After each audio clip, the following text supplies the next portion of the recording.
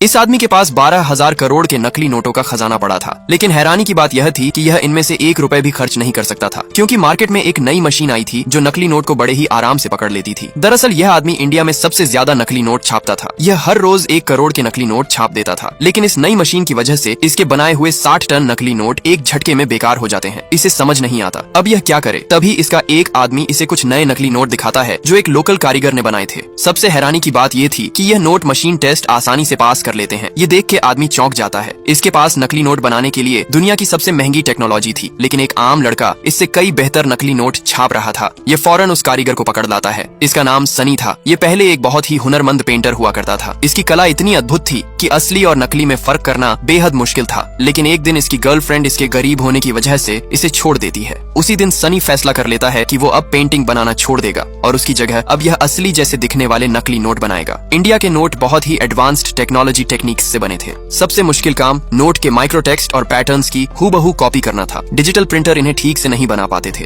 क्योंकि उनमें छोटे छोटे टूटे हुए पैटर्न आ जाते थे। यही सनी की हाथ की कला काम आती है। ये माइक्रोस्कोप के हर हिस्से को बारीकी से देखता है और हूबहू उसे अपने हाथ से बना देता है। फिर उन हिस्सों को जोड़कर यह एक परफेक्ट मास्टर शीट तैयार करता है। इसके बाद इस शीट पर कई सुधार किए जाते हैं। पहले इस पर नई परतें चढ़ाई जाती हैं, फिर इस पर कोटिंग और हीटिंग की जाती है। लेकिन जब प्रिंटिंग की बारी आई तो एक और दिक्कत आ गई। पुरानी मशीन एक बार में सिर्फ एक ही रंग छाप सकती थी, जबकि असली नोट में 4 अलग अलग रंग होते हैं। तब इसका दोस्त फिरोज, जो बचपन से ही प्रिंटिंग प्रेस में काम कर रहा था, सनी की मदद के लिए आगे आया। इसने चारों रंग एक एक करके प्रिंट किए और फिर उस पर चमकदार सिक्योरिटी स्ट्रिप जोड़ दी। इस तरह नकली नोट तैयार हो गए। पर सनी को यह नोट कुछ ज्यादा ही नए लग रहे थे। इन्हें असली नोट की तरह पुराना दिखाने के लिए यह नोट को चाय में डिब्बों देता है, फिर यह इन्हें सुखाता है। अब यह नोट सच में असली नोट की तरह दिखने लगते हैं। अब यह इन नोटों को टेस्ट करने के लिए एक शराब की दुकान पर जाते हैं। दुकानदार नोट लेता है और नोट को हाथ लगाते ही फौरन समझ जाता है कि यह नोट नकली है। किसी तरह ये यहाँ से बच के निकल जाते हैं। घर पहुँचने के बाद सनी सोचने लगता है कि इतनी मेहनत से बनाए गए नोट आखिर पकड़े कैसे गए। तभी यह एक और टेस्ट करता है। यह अपने दोस्त को आंखें बंद करके असली और नकली नोट में से नकली नोट पहचानने के लिए कहता है। इसका दोस्त हाथ लगाते ही नकली नोट को पहचान लेता है। अब सनी को समझ आ जाती है कि सारी समस्या नोट के कागज में है।